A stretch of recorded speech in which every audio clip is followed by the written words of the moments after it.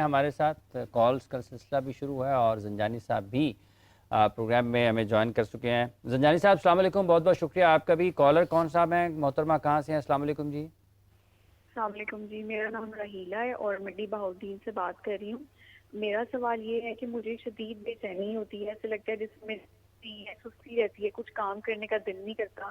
مجھے ایسا شک پڑتا ہے کہ مجھ پہ کسی نے جادو ٹونا کر دیا, لیکن میں ابھی تک شور نہیں ہوں. مجھے کیسے پتا چلے گا کہ کون ہے مجھ پہ جادو ٹونا کر رہا ہے؟ ٹھیک ہے, بہت بہت شکریہ آپ کا. منڈی بہاؤالدین سے آپ نے فون کیا. زنجانی صاحب, سوال آپ نے سنا ہوگا, جواب ذرا اس کا کیا ہو سکتا ہے؟ کیسے زنجانی صاحب ڈسکنیکٹ ہو گئے ہیں؟ تو مفتی صاحب دیکھیں, اصل تو ظاہر ہے جو جس فن کا ماہر ہوتا ہے وہی اس کے بارے میں بات کرے تو زیادہ بہتر ہوتا ہے. جہاں تک بات ہے دل نہ کرنا, تو اگر ہم رسول اللہ صلی اللہ علیہ وآلہ وسلم آپ کی مبارک تعلیمات کو دیکھتے ہیں تو کریم آقا علیہ الصلوۃ والسلام نے تعلیم امت کے لیے بہت ساری ایسی چیزیں ہیں کہ جن کے حوالے سے پناہ مانگی, جسے کتاب الاستعاذہ کہا جاتا ہے. آپ بخاری اٹھا لیں, آپ بلکہ جس کتاب کی میں بات کر رہا ہوں جو ہم نے درس نظامی میں پڑھی تھی اس کو کہا جاتا ہے غالباً سنن النسائی, نسائی شریف کے اندر کتاب الاستعاذہ, اس کے اندر رسول اللہ صلی اللہ علیہ وآلہ وسلم نے جہاں تعلیم امت کے لیے بہت ساری چیزوں سے پناہ مانگی, وہاں ایک یہ بھی تھا کہ مولا کریم میں سستی سے تیری پناہ میں آتا ہوں.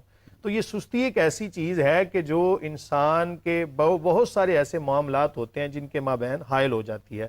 تو اگر آپ کے ذہن میں کوئی ایسا وسوسہ ہے, کوئی ایسا خیال ہے کہ میرے اوپر ہو سکتا ہے کسی نے کچھ کیا ہو, تو ظاہر ہے اللہ تعالیٰ بھی بندے کے ساتھ ویسا معاملہ فرماتا ہے جیسا بندے کا گمان ہوتا ہے. تو آپ وہی مشورہ ہے کہ آپ سونے سے پہلے رسول اللہ صلی اللہ علیہ وآلہ وسلم کی مبارک تعلیمات پر عمل کرتے ہوئے اپنے جسم پر ہاتھ بھی پھیرتی جائیں اور معوذتین پڑھتی جائیں, سورہ فلق اور سورہ ناس اول آخر درود شریف کے ساتھ پڑھتی جائیں.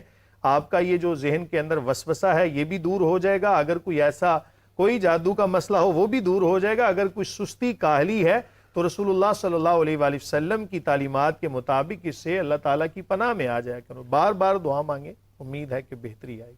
مفتی صاحب, اکثر لوگ جو ہیں وہ تعویذ باندھتے ہیں اور قرآنی آیات کچھ تعویذ بنا کے اپنے گلے میں لٹکا لیتے ہیں, وہ نیچے بھی گر جاتے ہیں اکثر, تو ان کی بے ادبی بھی ہوتی ہے اس سے. تو اور یہ بتائیے گا کہ قرآن پاک کی تعلیم میں اس کا کیا اس کا کانسیپٹ کیا ہے؟ دیکھیں, بہتر تو یہی ہوتا ہے کہ کوئی بھی معاملہ جو قرآن و سنت سے ٹکرا رہا ہو نا اس کو نہ کیا جائے. اصل قرآن کا مقصد کیا ہے؟ سب سے پہلی بات یہ ہے قرآن نازل کس لیے ہوا تھا؟ کیا اس کو گلے میں لٹکانے کے لیے, یا کیا اس وجہ سے نازل ہوا تھا کہ اس کو پانی میں مکس کر کے تو پلایا جائے؟ مقصد قرآن کیا تھا؟ اس سے ہدایت حاصل کی جائے. تو آپ قرآن کی تلاوت کریں, جیسا کہ ابھی رسول اللہ صلی اللہ علیہ وآلہ وسلم کی تعلیمات کے حوالے سے بات کی گئی, تو آپ قرآن کی تلاوت کریں, قرآن کی سورتوں کو کثرت کے ساتھ پڑھیں.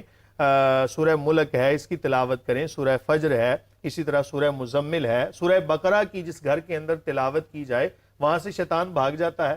اور ایک بندہ کہے جی میں تلاوت تو نہیں کرتا, میں اس کو لکھ کے تو گلے میں ڈال کے لٹکا لوں تو مجھے اس سے فائدہ ہو جائے. ٹھیک ہے, اگر اس ظاہر ہے کہ قرآن کو جس مقصد کے لیے کوئی پڑھتا ہے, جس مقصد کے لیے استعمال کرتا ہے, اس کی تاثیر تو ہوگی. قرآن کے جو نقوش ہیں ان کو دیکھنا بھی عبادت ہے. ایک بندہ اگر کچھ نہیں بھی کر رہا, قرآن اس کے سامنے کھلا ہوا ہے, نظم قرآن سامنے ہے, اس کو صرف دیکھ رہا ہے تو اس کا دیکھنا بھی عبادت ہے. لیکن مقصد قرآن کیا تھا؟ اس کو پڑھا جائے, اس پر عمل کیا جائے. ہم نے اس کو چھوڑ دیا اور ہم دوسری چیزوں کے درپے ہو گئے. جہاں تک بات ہے نا تعویذات کو لٹکانے کے حوالے سے, اگر تو اس میں کفریہ یا شرکیہ الفاظ ہوں پھر تو لٹکانا حرام ہے, اشد قسم کا حرام ہے. اور اگر اس کی تصدیق کرے گا تو بندہ دائرہ اسلام سے بھی خارج ہے. جہاں تک یہ ہے کہ اگر کسی نے کم علمی کی بنا پر قرآن کے کچھ ایسی تحریریں ہیں ان کو لکھ کر گلے میں لٹکا لیا, ہم اس کو گناہ تو نہیں کہیں گے, لیکن کہیں گے کہ اس کو چاہیے یہ تھا قرآن پڑھتا, لیکن اس نے گلے میں لٹکا لیا. امید کرتے ہیں تاثیر تو اس کی ہوگی, لیکن بہرحال طریقہ اس کا یہ غلط تھا. رہی بات یہ کہ اگر نیچے گر جاتا ہے تو اس کو پھر نیچے گرنے سے بھی بچائیں. جس طرح قرآن کی باقی چیزوں کے حوالے سے آداب ہیں, اس طرح اگر قرآن لکھا ہوا کسی تعویذ کے اندر ہے, گلے میں لٹکایا ہوا ہے, تو اس کا بھی پھر ادب اور احترام کیا. کیسے سب یہ خاصا پیچیدہ سا معاملہ بھی اوقات نظر آتا ہے جب آپ تعویذ میں ہیں, آپ مطلب واش روم بھی جاتے ہیں اور آپ بے ادبی والا پہلو دیکھتے ہیں تو وہ بھی سامنے رہتا ہے.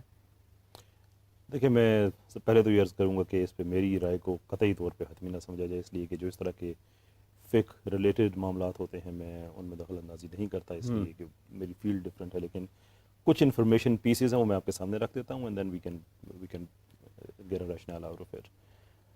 گلے میں تعویذ لٹکانا اینڈ سو فورتھ، آراء مختلف ہیں کہ آپ لٹکا سکتے ہیں نہیں لٹکا سکتے ہیں. مفتی صاحب نے بھی آگے فرمایا اس بات پہ. پرانی روایات میں جائیں تو ایوب علیہ السلام کا واقعہ جو ہمیں ملتا ہے کہ جب وہ اللہ تعالیٰ نے ان کو صحت دی اور وہ ٹھیک ہو گئے، لیکن جب وہ بیمار تھے تو مکمل طور پہ ان کی جو شکل و شباہت ہے وہ بدل گئی، جوان ہو گئے، بیماری ختم ہو گئی. تو ان کی اہلیہ جو گئی ہوئی تھیں کہیں وہ واپس آئیں، اور اس دوران ان کو اللہ تعالیٰ نے صحت دی تو وہ پہچان نہیں سکیں، اور وہ غالباً وہاں پہ موجود بھی نہیں تھے.